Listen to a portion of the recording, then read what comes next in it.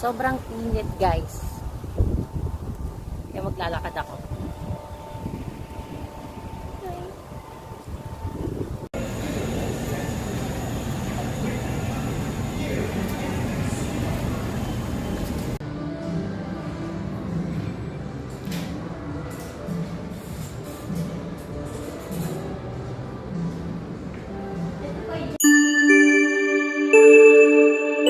Another day, another mini vlog na naman tayo for today's video mga karimix. Outfit check mga karimix dahil lalabas nga ako at pupunta nga ako ng SM Lipa. At dahil sa sobrang init, ito ang suot natin. Magpipiling sexy tayo for today's video. Yan yun mga karimix, kahit busog at hindi naman tayo sexy pero carry lang dahil sa sobrang init wala akong pakialam. At kaya tayo nakaganyan mga karimix dahil magko-commute lang ako at hindi nga ako gagamit ng motor ngayong araw. At dahil nga may mga stress na lumabas dito sa may bandang baba ko, kailangan ko talagang pumunta sa derma. Pamper time din nga ika nga ng iba pag may time. Magpapa-hydra facial lang naman ako mga karimix at bala ko nga sana ipaayos yung buhok ko pero hindi natuloy. Alam nyo ba kung bakit? Kasi sobrang mahal. Hindi pa naman tayo mayaman. Pakitera lamang din naman ako kaya naman pare-parehas tayo. Anyway mga karimix, nag-abang na nga ako ng jeep dito sa may bandang waiting shed para hindi nga ako gasinong mainitan. Ito nga i-flex ko na itong nasa baba ko na pimples at mga dark spot na kinaiinisan ko na sobra. Ngayon na nga lang ulit ako nakapag-commute mga karimix kaya naman wala na akong kalam-alam kung magkano ng pamasahe dito sa sinasakyan ko. Kaya naman nagtanong na ako kay kuya at 13 pesos daw mula dito sa Marawi hanggang dito sa SM Lipa. Huling sakay ko nga noon ay 10 pesos pa lang ang pamasahe pero iba na nga ngayon. At maya pa nga nandito na nga ako sa SM at papasok na nga ako mula sa entrance. Nakakatuwa talaga pag weekdays dahil hindi nga ganun karami at crowded ang tao Siyempre, dito sa SM. Kagad tayo pupunta sa The Beauty Love Skin and Body Clinic, Bekeneme. Dito nga ako magpapa-hydra facial mga karimix. Mura lang naman ang hydra facial mga karimix kaya naman medyo afford pa ng bahagya. At sa totoo lang mga karimix, nito ko na lamang naman ito nararanasan or ngayon na lamang ako nakakaranas ng mga dahil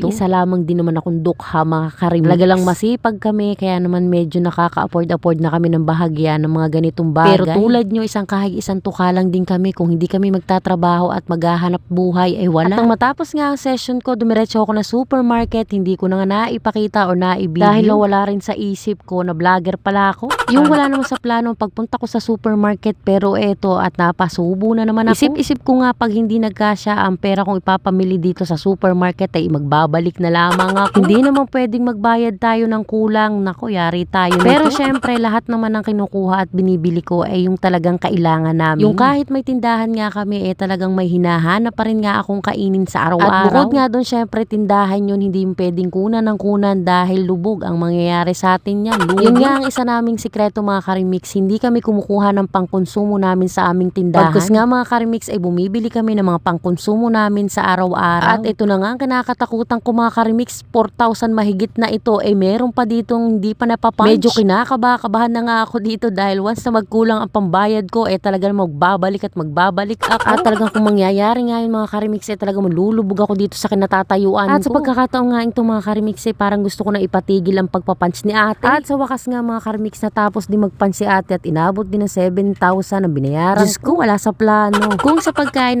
mga karimix, hindi kami nagtitipid ni Habibi at hindi talaga pwedeng tipirin dahil isa yan sa unang dahilan kung bakit tayo naghahanap buhay. At syempre bukod doon, dadaan na nga ako dito sa KFC. Dahil monthly nga ay meron kaming 1 bucket dito sa KFC at nakakontrata yan. So magtatanong nga secret. Char. Endorser po ako ng KFC. Char lang mga karimix. Meron kasi silang nilagay dito sa amin na parang billboard ng kanila. Hindi naman sobrang laki, para lang billboard. Parang signage nila ng KFC dito sa may tindahan namin. Bilang kapalit nga mga karimix at meron kaming kada buwan or monthly na 1 bucket chicken. Hindi na rin masama mga karimix dahil kada buwan nga ay meron kaming 1 bucket of chicken. Nakakalibre din ng ulam. Habang hindi nga tinatanggal ang billboard or signage ng KFC dito sa amin ay tuloy ang rasyon ng monthly naming 1 bucket of chicken. At pauwi na nga ako mga karimix. Yun lang muna for today's video. Maraming salamat sa patuloy na panonood.